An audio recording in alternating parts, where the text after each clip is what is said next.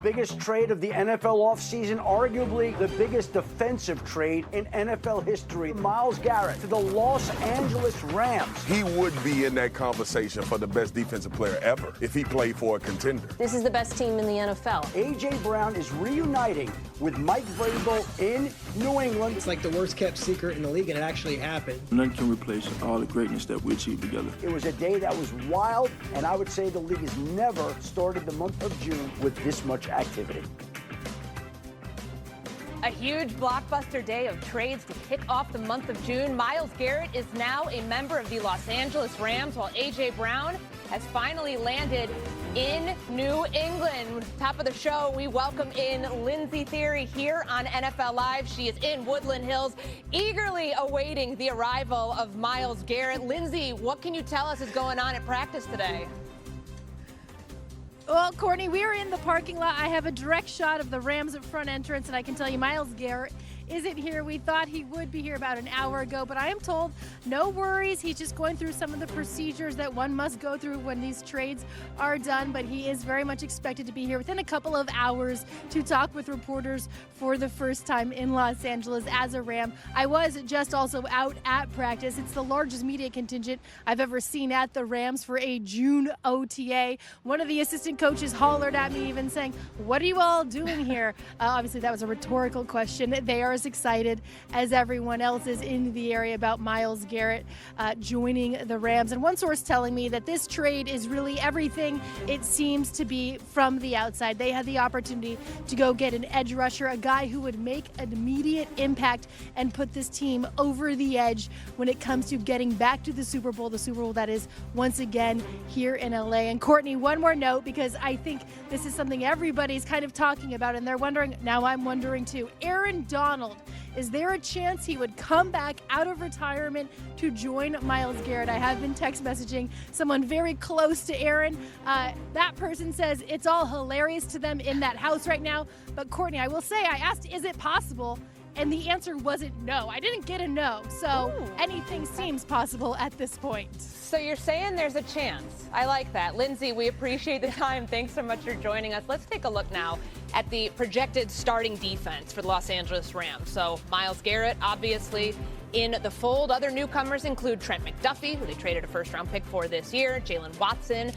Those two were teammates in Kansas City the last 4 seasons. Garrett becomes the first player in NFL history to be traded after winning multiple Defensive Player of the Year awards. Welcome into NFL Live. Courtney Cronin joined by Mina Kimes and Dan Orlovsky. Seismic moves that happen on the first day of June. Let's dive right into what this means for the Rams defense. Dan, they were top 10 in several categories. So it's points allowed, sacks, takeaways, just to name a few. What does Myles Garrett in that addition do for this unit? Gives them someone who could win right away. And that was a little bit of an issue for their defensive line last year. They're bull rushers. I remember Booger McFarland talking about it. Very good players, bull rushers. They don't have somebody or didn't have someone who could win right away. They now obviously do. Think about Myles Garrett and his opportunity to rush on just third down. We know the Rams have a great offense. He was 63rd in the NFL when it comes to opportunities over the last 2 years to rush with a lead, yet second in pressure percentage. He will have so many more opportunities to be a pass rusher when his team is leading. I think the second thing is this. This Rams defense was really bad in the playoffs last year on third down, even though they make it to the NFC title game. If you look at their defense on third down last year, they gave up the most in the league when it comes to points and QBR. Myles Garrett immediately changes the way that they will play in pass rush situations and third down defense. Yeah, Dan, I think you hit the nail on the head when you talked about quick pressures, right? The Rams' defensive line was good, but they were just average in quick pressure rate. That is going to change because I think if there's one thing that captures how unique Garrett is, it's his get off, which was the fastest in the NFL last year on average, by the way, coupled with his size. It's a very rare generational combination. And because of that, the Browns faced a ton of quick game, the 4th highest rate of quick game from opposing offenses in the NFL. The Rams were 21st.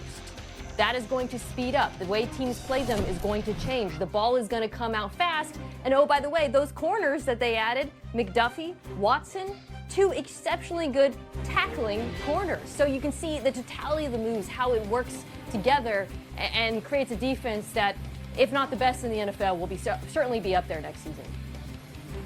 Yeah, and I'll be fascinated, MK. Their defensive coordinator, Chris Shula, hasn't obviously had a piece like this. I'll be fascinated to see just how they use them. Will they strictly just line up in that four-man rush? Will they move them around? Will they create opportunities for other guys in one-on-one rush situations? Because to have a piece like this, it doesn't just change Myles Garrett individually. This is going to make everybody a significantly better player, everyone. And this was already a very talented defense, but those guys will be better players strictly because Myles Garrett will be on the field. Yeah, Dan, when you mention how effective he's been as a pass rusher, while his team is trailing 125.5 career sacks, 47 of those were when the Browns were trailing. So clearly the Rams are going all in. They're trying to win the Super Bowl. They feel they're a defensive end, a missing piece away, and they're okay giving up first-round draft capital to do so.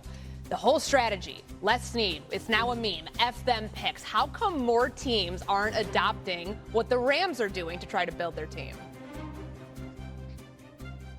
I think it's because you can't necessarily bank on the coach and the quarterback being as good as Sean McVay and Matthew Stafford. You know, when you have that combination of guys and you trust that those guys are going to be at their very best on a week-to-week basis, you're pretty comfortable sitting there saying, we're in the playoffs and we should be one of those teams that's in that Final Four. And so if you have that combination, you know that pick is going to be obviously 28 to 32.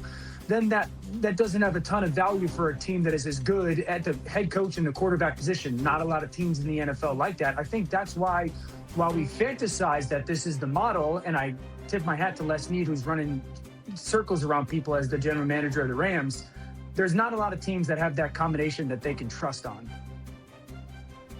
And the GM, too, is a big part of that as well, Dan, right? Because he's hit on picks outside of the first round in a way you have to do for this to work. Puka Nacua is like the poster boy for a late-round pick becoming one of the best players in the NFL. But there's other players on the roster who were not first-rounders. But the offensive tackles, several offensive linemen. I think on the other side of the ball, Kobe Turner is one of the best defensive tackles in football that people don't talk about. Dan talked about other members who will benefit from Garrett's presence. He was a third-round pick. So I do think Snead's track record in the draft in recent years is part of the reason why they've been able to stay successful. And it's not something that every GM can count on doing. 3 draft picks given up for Myles Garrett. That's a 2027 first, a 2028 second, a 2029 third. And of course, Jared Verse packaged in that trade. We'll get to the Cleveland side here in just a little bit. The Garrett trade, as Lindsay mentioned, sparked some speculation over whether Aaron Donald would come out of retirement. The Super Bowl champion defensive tackle teased last year that the Rams line would be, quote, unreal when LA was rumored to be in on Micah Parsons. So can Myles Garrett get 99 to lace back up his cleats? Here's what Donald said to Pat McAfee earlier today. We know each other, obviously. It for sure got me thinking. I said, holy, can I say that? Okay, that's what I respond with, okay? And then he responds with 35, removed 2 years ago. Got to see if that fire can light back up. And then we show clips of him doing it, and I tell him, I say, you're from Penn Hills, brother. Fire is always in there. And then I say, go get the knives back out. Okay, and then there was a laughing response. If Aaron Donald comes out of retirement to work alongside Myles Garrett and that entire defensive line, and the Super Bowl is in LA again, Snead and McVay are going to look like they're what, the best of all time. I mean, I don't know about you, but watching those Aaron Donald workout videos makes me feel like he could come out of retirement right now.